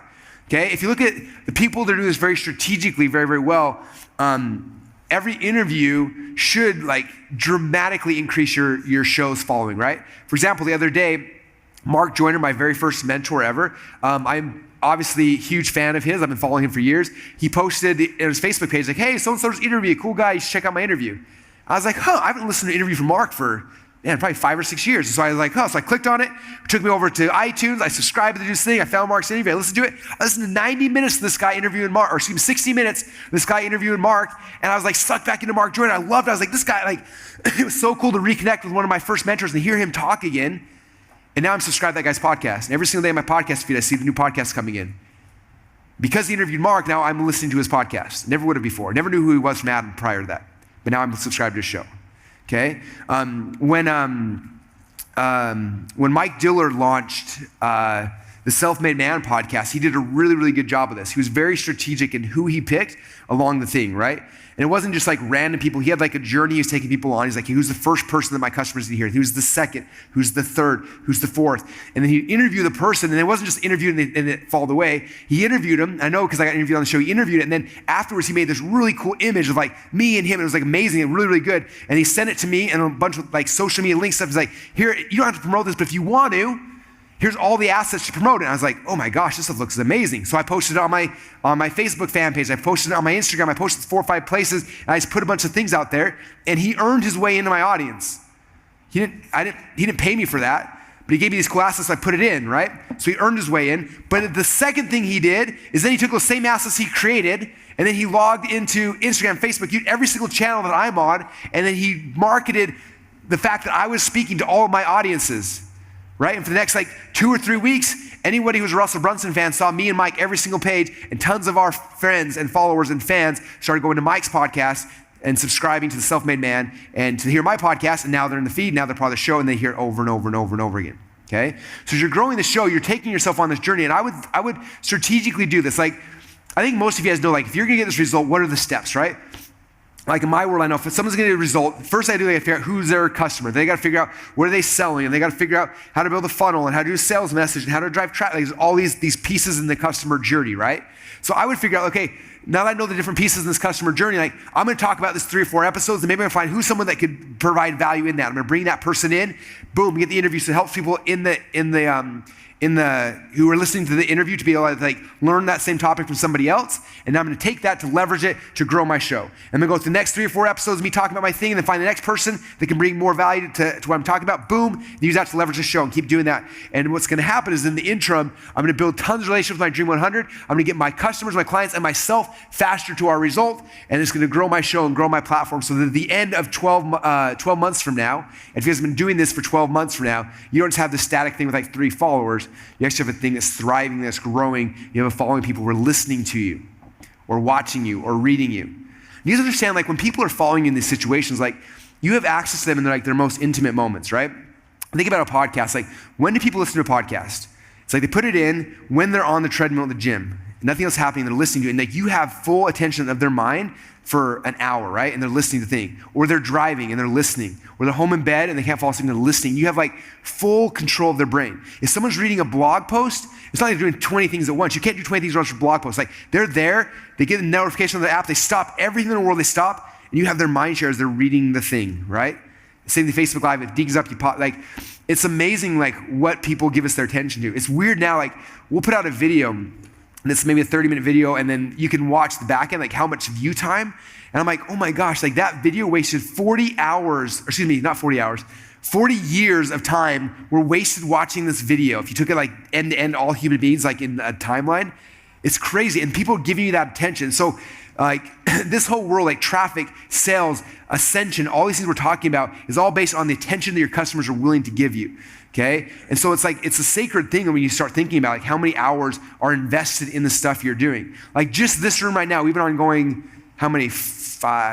Let's say 10 hours today, right? We'll go through it. 10 hours times all your guys' time. Like, how many hours of time did we just invest in this, right? Like, it's a sacred thing. Like, I don't take that lightly. That's why I've been killing myself preparing this stuff for you guys. Because I'm like, I don't want to waste anyone's time here. Because if I waste one person's time times how many people we have, 300 people in the room here, that's a lot of time we all wasted, right?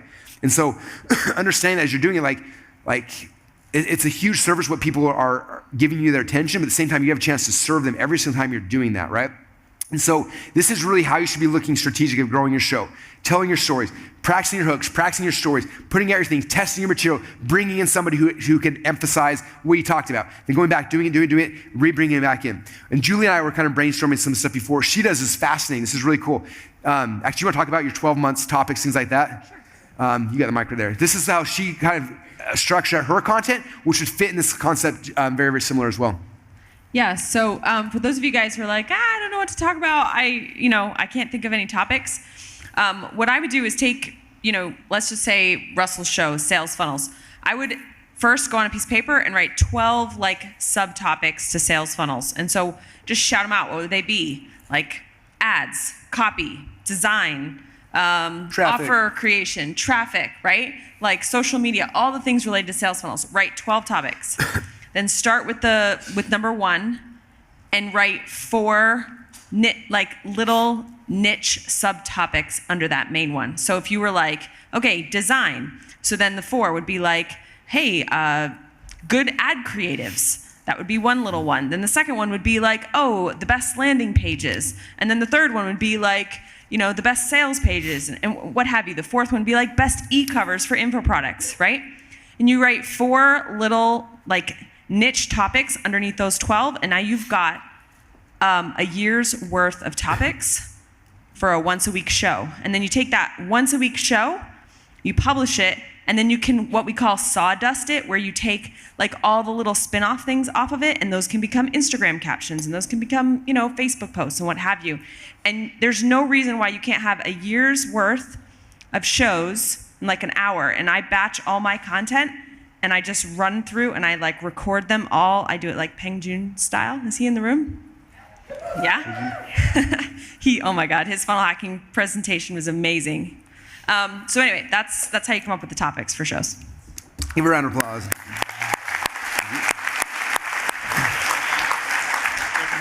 And the other thing I would say on top of that is it doesn't have to be you every single time, remember? And it can be like, okay, I'm gonna have 4 things and then interview someone, right? And some of you guys are like, I'm gonna do it weekly. Some of you guys are gonna be daily. Some of you guys are gonna be like, I think the more you publish, the better it's gonna be. But some of you guys it's gonna be 3 days a week, 5 days a week, 7 days a week, 1 day a week. Figure out whatever your schedule is gonna be and then be consistent with it. And be consistent. And the biggest thing I would say, let's just say this week my topic is gonna be blah. Let's say it's gonna be YouTube ads, right? So it's gonna be okay, I'm gonna talk about one strategy one day, and I'm gonna tell a story the next day, another story the next day, another story the next day, and I'm gonna bring on an expert the next day. And you see how that works? It gives me 5 or 6 times to test different stories, different material. I'm testing this story one day, this story, this story, this story. I test 5 or 6 stories. I'm like, cool.